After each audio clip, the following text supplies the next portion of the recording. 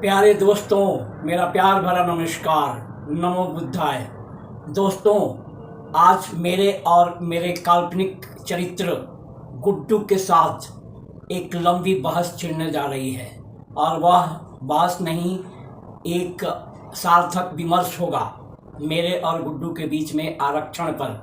और आप सबको आरक्षण के बारे में बहुत सारी जानकारियाँ मिलेंगी। आरक्षण होना चाहिए, आरक्षण नहीं होना चाहिए, आखिर क्या है।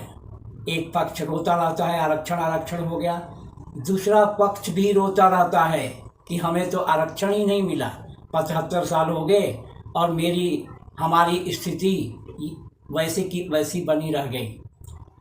तो आज का विमर्श बड़ा ज़बरदस्त होने वाला है। मैं चाहता हूं कि आप सब वीडियो के अंत तक बने रहें, और आज आप लोग सबसे पहले हमारे चैनल को सब्सक्राइब कर लीजिए। तो दोस्तों, आज गुड्डू से बात करने के पहले मैं चाहूँगा कि भारत की अपनी बेटियों को आप लोग समझ सकते हैं कि मैं किसके बारे में बोल रहा हूँ। मुझे शाबाशी दे लेने दीजिए। हमारी बेटियों के 35-36 सालों के अथक प्रयास से, अथक परिश्रम से आज 140 करोड़ भारतवासियों को खुश होने का मौका मिला है। तो मैं इतना ही कहूँगा, शाबाश बेटियों। गुड्डू बेटा, तुमको भी नमस्कार और बहुत सारा प्यार। चलो अब शुरू हो जाओ अपने प्रश्नों के साथ। हाँ, बोलो। जद्दू, आपकी समझ से आरक्षण होना चाहिए कि नहीं होना चाहिए? आजकल लक्ष्मण जाजू बड़ा ही आरक्षण पर इधर उधर बोलता फिर रहा है। गुड्डू भाई, आरक्षण एकदम होना चाहिए। अगर मुझसे पूछते हो तो जब तक जात के नाम पर भेदभाव समाज में बना हुआ है तब तक आरक्षण होना चाहिए।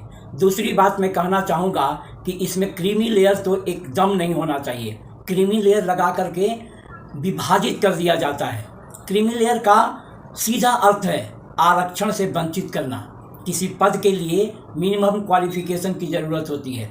गरीब आदमी रोजी रोटी के पचड़े से उबर ही नहीं पाता है कि अपने बच्चों को पढ़ाए। जिनकी थोड़ी सी आर्थिक स्थिति ठीक है उनको आप आरक्षण देते नहीं हो। दूसरी बात, आरक्षण कोई गरीबी दूर करने का जरिया तो है नहीं। यह तो उनके लिए है जो आर्थिक, सामाजिक और शैक्षणिक रूप से पिछड़े हुए हैं। जद्दू, अब इस देश में कहीं भी भेदभाव नहीं होता है। क्या बात करते हो गुड्डू? इस देश का में भेदभाव कहाँ ख़त्म हुआ है? अगर तुम्हें विश्वास न हो तो मैं तुमको 2 छोटी सी वीडियो दिखाता हूँ, और उस वीडियो को देख करके तुम अपने आप समझ सकते हो कि आज भी समाज में भेदभाव उसी तरह व्याप्त है जिस तरह पहले था। तो चलो पहले इन दोनों वीडियो को देख लो। पिछड़े पटेल समाज के लोगों को कह रही है तुम शूद्र हो, ओबीसी वाले। नहीं, मैं बाद में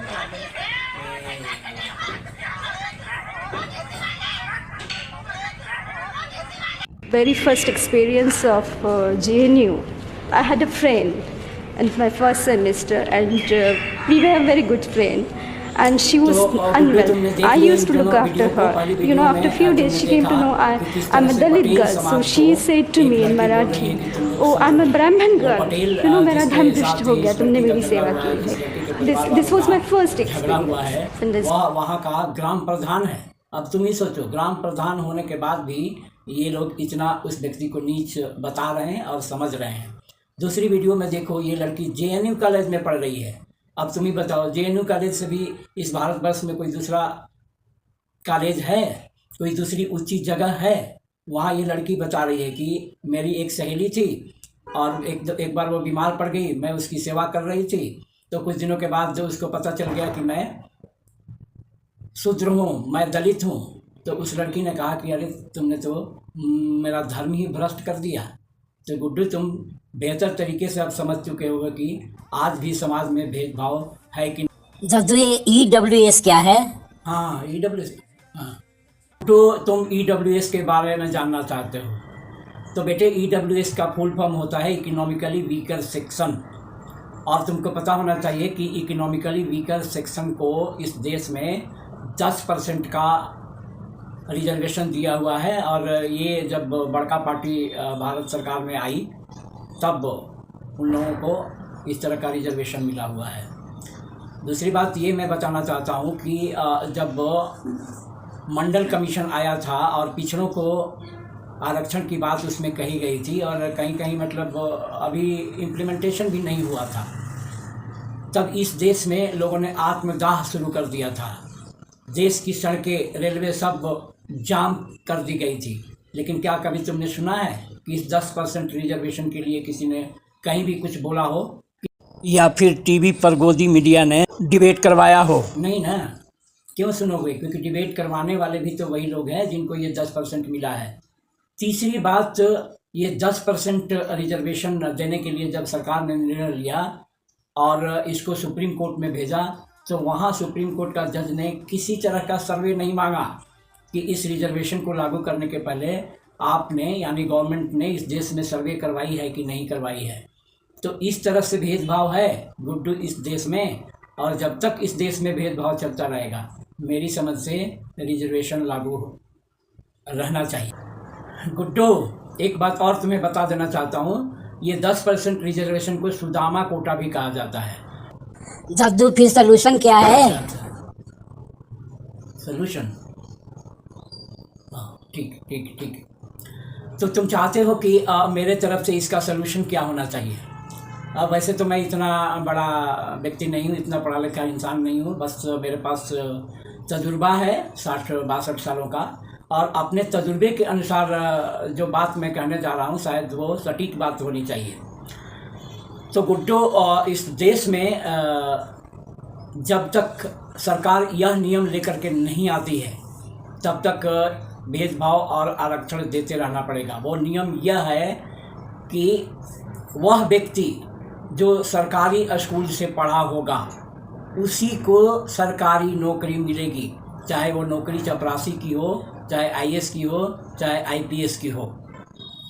तब क्या होगा कि जितने इस देश में बड़े लोग हैं, नेता लोग हैं, इंडस्ट्रियलिस्ट हैं, जो अपने अपने बच्चों को प्राइवेट स्कूलों में बहुत सारा धन खर्च करके पढ़ा रहे हैं, वे क्या करेंगे कि अपने बच्चों को सरकारी स्कूल में भेजना शुरू करेंगे। और जब वो लोग सरकारी स्कूल में अपने बच्चों को भेजेंगे तो तुम देखना, महीना नहीं लगेगा यार, 10 दिन में इस भारतवर्ष के सारे सरकारी स्कूल टनाटन हो जाएंगे। और जब दोनों बराबर आ जाते हैं तो इस आरक्षण को सदा सदा के लिए ख़त्म कर देना चाहिए। देखो भाई, आरक्षण किसी को भी अच्छा नहीं लगता है।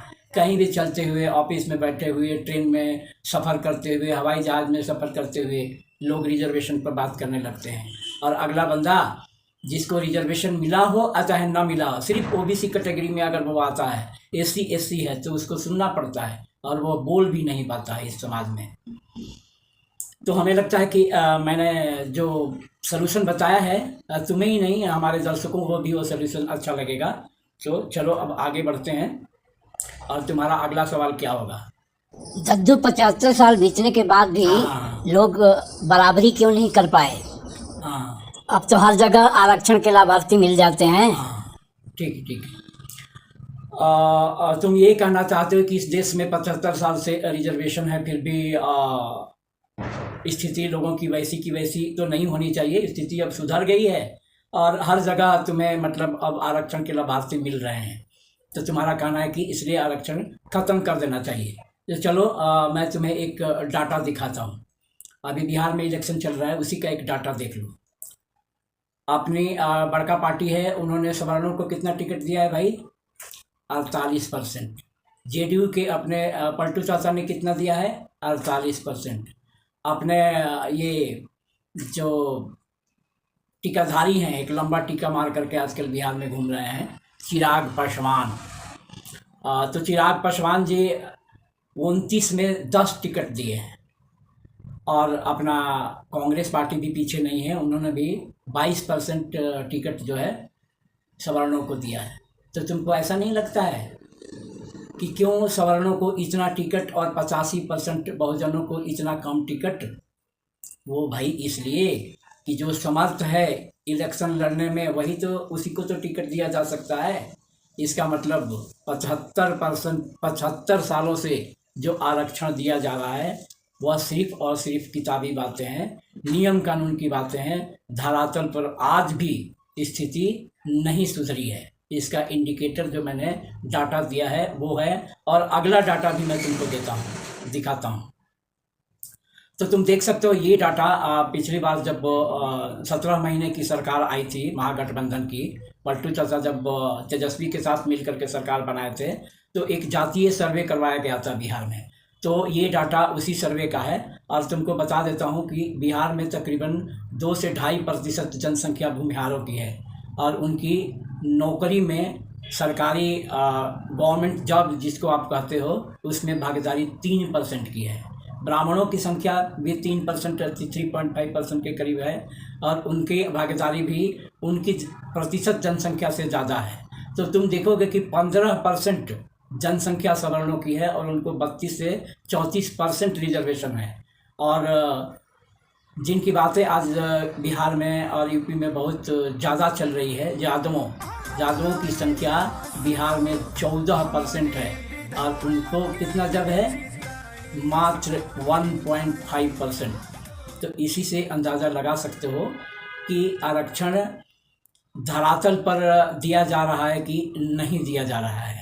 जब तो चलते चलते अब ये समझा दो कि बहुजनों को आरक्षण से वंचित कैसे किया जा रहा है। गुड्डू ध्यान देना, अब तुम्हारे सवालों का जवाब मैं देने जा रहा हूँ। किस तरह से ओबीसी SC ST जिनको आरक्षण लागू है उनको आरक्षण से वंचित कर दिया जाता है। तो इनके पास कई एक हथियार है। पहला हथियार है इनका NFS, नॉट फाउंड सुटेबल। अब तुम ही बताओ, 85% जनता में उतने लोग सुटेबल नहीं मिल पाते हैं जितने लोगों को लिया जाना होता है। तो ये अजीबोगरीब बात है ना। दूसरा इनका हथियार है एक ही वैकेंसी निकालना। नियम ये कहता है कि अगर एक वैकेंसी हो तो उसमें आरक्षण लागू नहीं होगा। तो भाई लोग इस तरह से उस पद को हथियार लेते हैं। और तीसरा इनका हथियार है लैटरल एंट्री। लैटरल एंट्री तुमने देखा होगा कि कुछ दिन पहले एक प्रदेश के मुख्यमंत्री ने कैसे अपने चहेते लोगों को बिना एग्जाम का, और वो भी सेक्रेटरी लेवल के पद पर, बिना किसी एग्ज़ाम को कंडक्ट किए हुए ले लिया गया था। तो इस तरह से आरक्षण तो दिया गया है, लेकिन आपको आरक्षण मिलने नहीं दिया जाएगा। यही कारण है कि इतने दिनों से आरक्षण लागू है, फिर भी लोगों के जीवन में सुधार नहीं आया। और एक और तरीका अभी प्रेजेंट की सरकार निकाली है, वो तरीका है कि सरकारी नौकरियों को ही ख़त्म कर दो, न रहेगा बाँस न बजेगी बाँसुरी। तो इस तरह से बहुत सारी जानकारी मैंने तुमको आरक्षण के बारे में दे दी, और तुम्हारे और हमारे बीच के विमर्श के निष्कर्ष से हमारे दर्शक लोग भी लाभान्वित हुए। और आज के लिए इतना ही। जाते जाते एक और वीडियो आप लोग देख लो, तब आप लोगों के समझ में आ जाएगा कि आरक्षण क्यों।